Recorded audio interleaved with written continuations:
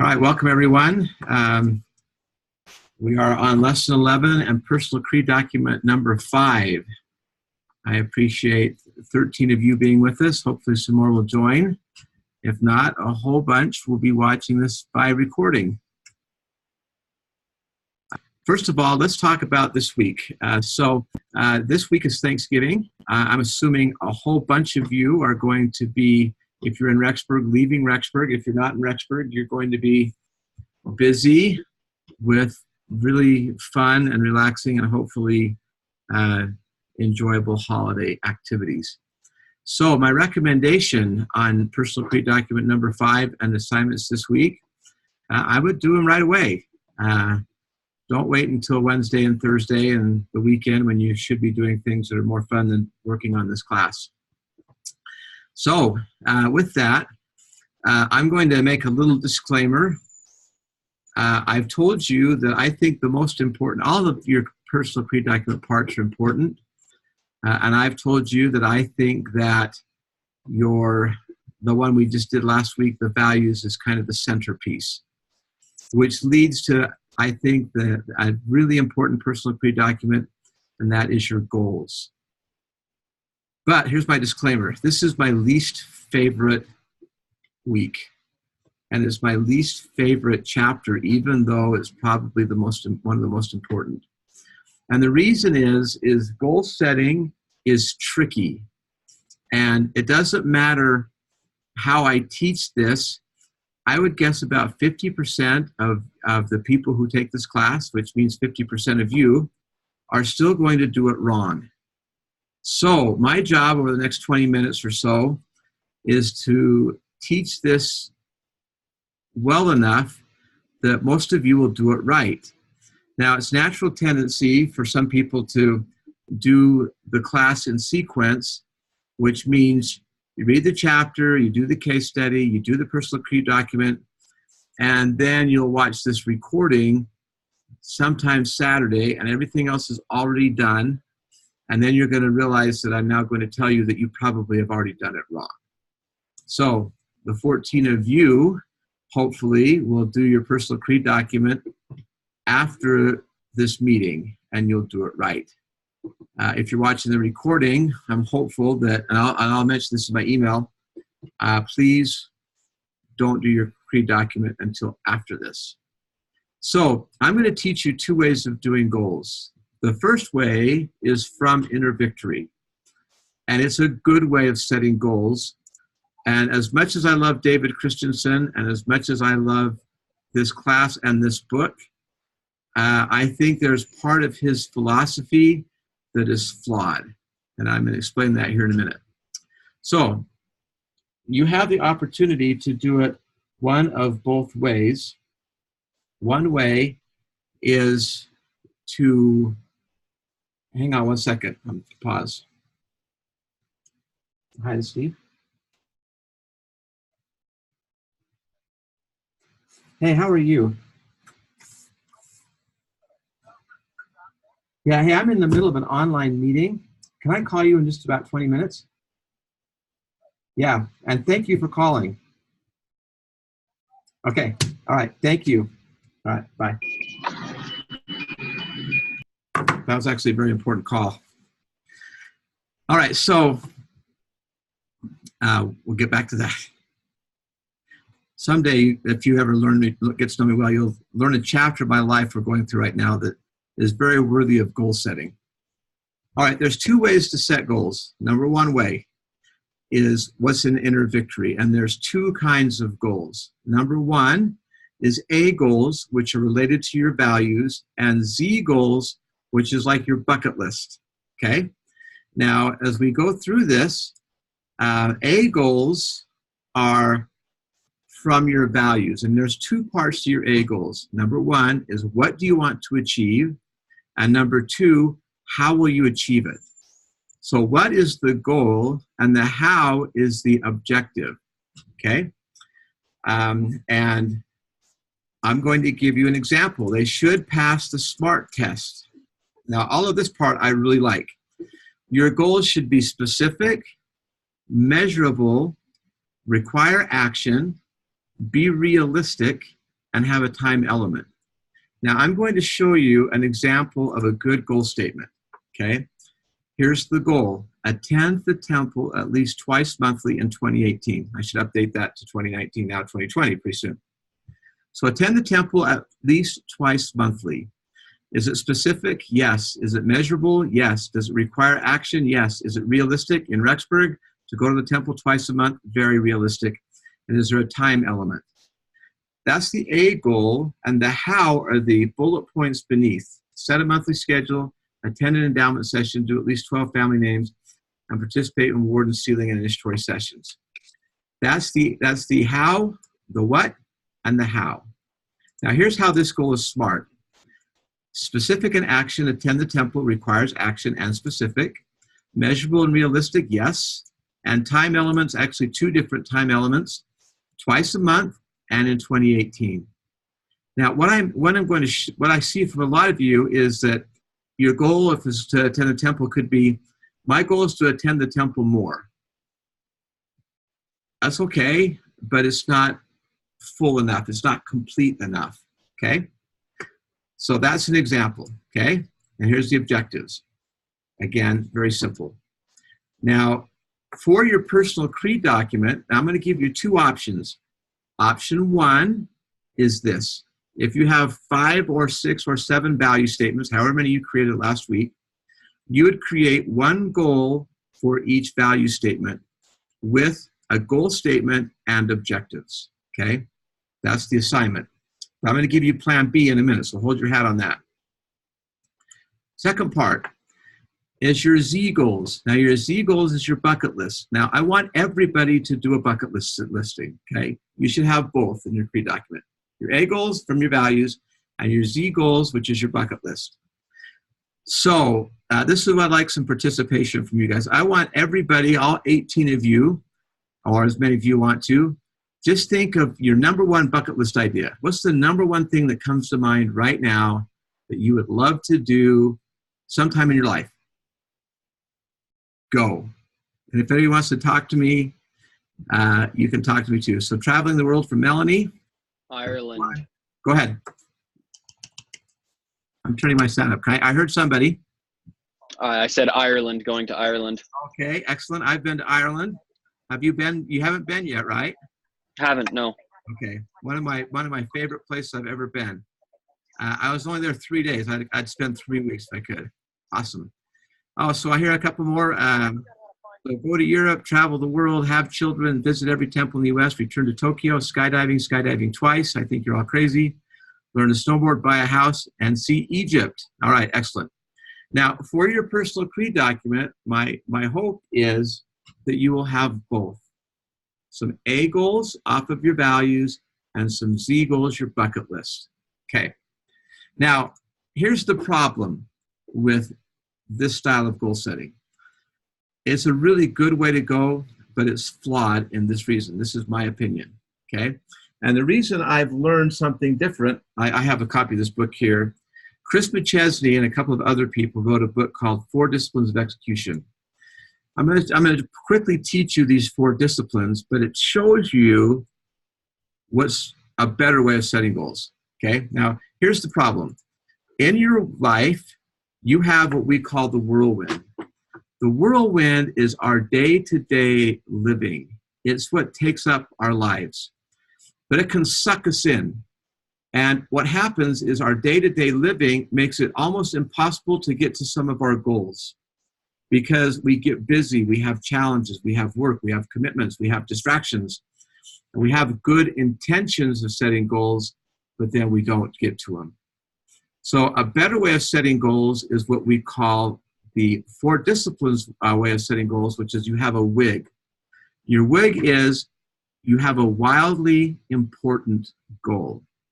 Your wildly important goal means that you only focus on one goal at a time. Now, I just told you that you can set 5 or 7 goals, but if you do that, you will likely fail.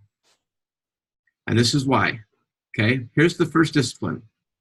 Discipline 1, focus on the wildly important goal. And you should write it from X to Y by when. So that's very much a smart way of writing it, and you should only have one, maybe two goals at a time. So here's an example. I will weigh 160 pounds by July 1st. I'll say this, changing it, 160 pounds by July 1st, 2020. Okay? Well, here's why this is important. Science tells us that there will always be more good ideas than there is the capacity to execute. And if we set one goal, we'll likely achieve one. If we set 4 to 10, maybe we'll get one. If we set 11 to 20, we'll get 0. So here's my advice. You can create your A goals and have 7 of them, or 5 or 10, however many. But you need to say, I'm only going to work on one at a time. It doesn't mean that the others aren't important, but one at a time. So for your personal creed document, part 5, if I see you set one goal only, I'm going to applaud your personal creed document and say, yes, they're going to do one at a time.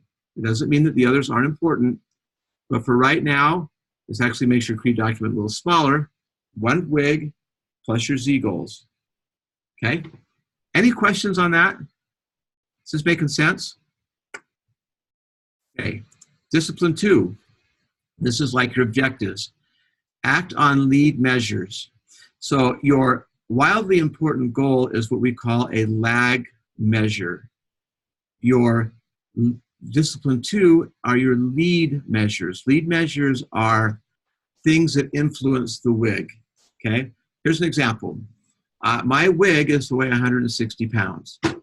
I can stand on the scale every day and record my weight and look at my weight, but me standing on the scale is not going to cause me to lose weight. I need to pick 1 or 2, sometimes 3, but not very many typically, lead measures that are going to affect my weight loss. So here's an example. Lead measure 1, burn more calories. Lead measure 2, consume less calories. Okay? We know that if we exercise and we watch our diet, we will lose weight.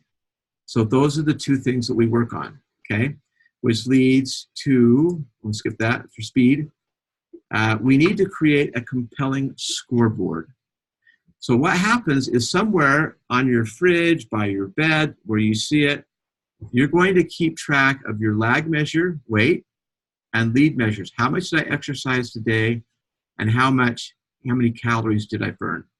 Well, guess what? In 2020, we all have the blessing of apps that do these things. So one of the ones that I've used is MyFitnessPal, which makes it easy for me to say, okay, just in the last hour, I did 30 minutes on the elliptical. I could look at my phone. I think I burned 400 calories. So I burned 400 calories today. And this morning I had a bowl of oatmeal. I had a Jimmy John sandwich for lunch. I don't know what I'm having for dinner. But I could enter those things in MyFitnessPal and say, okay, I'm going to do those things and I'm going to lose weight. All right. And then the last one, here's a picture of MyFitnessPal. This is old. It probably looks different now. But it allows me to see that I've lost 7 pounds. I've done this amount of calories, so on and so forth. Okay, does someone have a comment? Okay. Discipline 4, create a cadence of accountability. This is the concept of returning and reporting. Now, this is where it's good to have a workout buddy or a partner or a friend that's kind of with you on this plan. Once a week, you're going to, this isn't part of your assignment, by the way, this is just advice. Once a week, you're going to meet with somebody, and let's say it's your spouse, or girlfriend, boyfriend, roommate, could be your journal, and you're going to say, all right, how did I do this last week? Here's my scoreboard. How am I going to do better next week? Okay. This principle is taught very well by President Monson. He said, when we deal in generalities, we shall never succeed. When we deal in specifics, we shall rarely have a failure. When performance is measured, performance improves. When performance is measured and reported, the rate of performance accelerates. So look at this is 4 disciplines of execution. If we deal in specifics, one goal, when we measure it, that's the lead measures and the scoreboard. And when we return a report to somebody, our performance accelerates. Okay? So here's what I don't want to see. Left column. I don't want to see wish statements. I'll try and lose weight. I'll be a better gospel scholar. I'll have a more loving relationship with my spouse.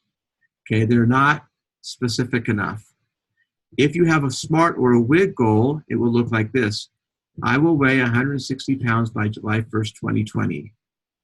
I will read Preach My Gospel and mark all relevant scriptures by December 31st, 2018. I will go on a minimum of 52 dates, one per week with my spouse in 2020. We'll say that, okay? So does that make sense? Am I making sense? Comments, questions? I'd love to hear from somebody. So in summary, I'm going to be okay if I see goals either way. I do want to see Z goals for everybody, okay? But when it comes to your A goals, you can have 5 to 7 to 10 with all of those and a list of objectives. Or if you want to do the 4 disciplines model or the WIG model, just pick one. Pick your goal, write it from X to Y by when, and then have a couple lead measures, okay? Couple of examples, okay? This is the old style. Let's just pick up the top left. So this is really old. Complete the P90X program in 2013. That's the goal. That is SMART. Maybe not that easy. You don't know how hard P90X is. And then here's some objectives. Down bottom left, to study the scriptures every day. Very simple, specific, and measurable, and some objectives, okay? Skip ahead to a couple of others. Spend time reading. Spend 15 minutes a day reading. Make a list of reading material, okay? Study scriptures at least 15 minutes a day. Accomplish all homework before or around 7 p.m., okay? And objectives. All right. Oops, I lost it, but that's okay. Any questions that anybody has about this week, about the difference between WIG goals or not WIG goals? So Jawan's asking, do we make goals for 2020? Yes, that's really up to you. You can have a goal that you want to focus on from between now and January 1st. You know, maybe it's that short of a window. That's up to you, okay? The Z goals are lifetime goals, right? What you want to do for your life. Any other questions? So Janae's asking, so we only need to have one main goal? Yes. And Z goals are up to you. How many? But I want to see some. It could be 5 or 10. It could be 50. Z goals can be big. Because those are things that aren't critical for right now. It's just sometime in my life, I'd like to go to Ireland. I'd like to go on a cruise. I'd like to write a book. I would like to visit Jerusalem. I would like to attend temples, whatever, okay? So Jody's asking, okay, so Melanie's asking, what was discipline 3? That's to have a scoreboard. Now, again, for your personal creed document, you don't need to do any of the 4 discipline stuff. For your assignment, one goal with some lead measures or the inner victory style and your Z goals. So you don't need to do the scoreboard. You don't need to do the accountability. That's just, it's a good idea. And then from Jody, could you give us an outline of what we're looking for? I will put that outline in my email to everybody tonight. Is that okay, Jody, if I do that? Yep, so it's going to be in your email. Yeah, that's a good idea. That'll help people. Okay, any other questions?